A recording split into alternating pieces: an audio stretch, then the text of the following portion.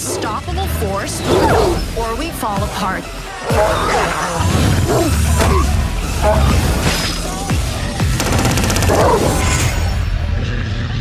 Hey, Albert, how you doing? I am good. How you guys doing? Good. We're doing good, man. Awesome. Well, I gotta tell you, I watched the movie already. I've already posted my review. I absolutely loved it. I loved how you guys took a 2006 horror film that was pretty much underrated in some way and made your own little meta sequel out of it. And I loved how everything came out. Oh, right on. Thank you, man. Thank you. Thank you. We love when people get it. So what was how did you guys come up with this idea to create this beast, as you no pun intended? So the original film was presented. There's an international distributor that we work with a bunch, and they own the rights to the original breed, and they came to us to make a sequel to the breed. And we checked it out. And we're like, yeah, but we don't want to make a sequel that's just like this because it would feel very 20 years ago. Nathan's really good at coming up with new ideas, so I kicked it to him and I said, hey, can you think of something that would be fun to make, that would resonate with the audience, that would appreciate this thing? And he came up with the log line or the paragraph of like what he thinks the movie should be, and we said, yeah, that's it. That we could totally be into that because it allows us to tell stories that we love, like Cujo and like classics like that, but then infuse it with something that feels fresh and new. And then Yeah. we just go through it, and then from there we just go through a messy Jackson Pollock looking craziness process until we get to an end product. It goes back and forth, and then we sculpt it from there. I really like this because I've seen my share of meta sequels. You know, just like recently, Winnie the Pooh, Blood and Honey 2, they now describe it as a meta sequel because they took the first film's events and they made it into, like, they said, oh, we made it into a movie. So there's a scene where the kid is watching the first movie, but yet you're gonna see like the actual Pooh and gang start like terrorizing everyone. But it's kind of like, I like that little concept. That's cool. And We're gonna have to check that out. Yeah. and there's also one that's not out yet, Mutilator 2, which came out like 40 years ago. It's like an 80s like cult classic horror film. They just did a sequel with the same director where he shot the film where it's about a group of kids seeing like the 40th anniversary of the original film, and someone's offing them at the location where Perfect. kind of like what you guys did. So Love I'm like, that. I love that. Love that. And we all loved Scream in the 90s. I think that's what all brings us all together. Exactly. Exactly, and you know, man, it's the in 2025, it really seems like just like with music, there you can cross genres now, and it's all about now. Let's see if you can just make a big old pot pie and see if that just tastes good, right? So you can mix country and rap or whatever, and the same thing is happening. We see in movies now too. So we thought it could be a lot of fun to just like not have rules. Let's do comedy. Let's do horror. Let's make it. Let's play into how silly and meta it can be, and just like take it from there and have fun with it. Yeah, and the cast was great in this. I talked with Grace and Paige. You know, I love that Grace once again brings that physicality, you know, to her roles, where Paige brings the comic relief to the roles. And, you know, and he explained to me how you guys worked with him to create the character of Jay, because originally you had another character in mind for that particular role. And I think that was really cool. He was written as a tall, lanky, Ichabod Crane looking He was farmer He dude. was written as a straight honky. When we did with Paige, he put a different spin on it, and we decided to make him this country rapper dude. And but other than that, the character other than his YouTube intro, the character pretty much remained the same. And somehow the dialogue just works with Paige still. It does. He just makes it funny. He would just take. I mean, I don't know that he said a single line that's straight from the script. He would always sort of put a Paige Kennedy spin on it, but it always works. Yeah. But just like the rest of the cast, the whole cast, like they really played a key role in developing their own characters, and Griff and I really welcome that. You know, we don't want to have to do all the work and know it, right. So when the character, I'm kidding. When the cast comes on and these actors take it on, it really helps. It really helps the dynamic of them, and it helps the that sort of Scooby-Doo gang energy that they all sort of came up with their own what their characters' motivations may be. Like they got into the deeper stuff, and then and then worked together with that, and that just created a really fun energy to watch on screen.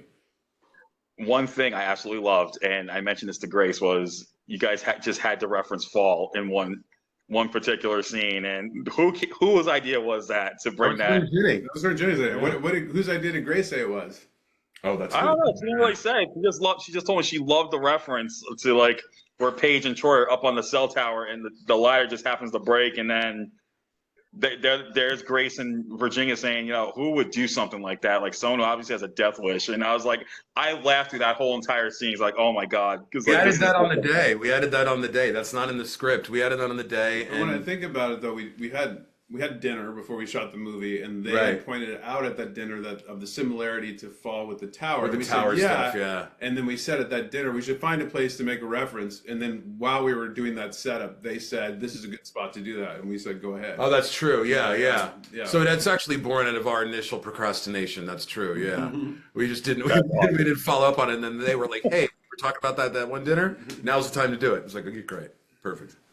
And I do like the fact you did pay homage to the original breed with the fact that when someone gets bitten, they kind of start going feral. That was a pretty cool thing to do. Like, you know, you didn't just make it your own little sequel, but you did add that little nuance to the original film into putting that element in.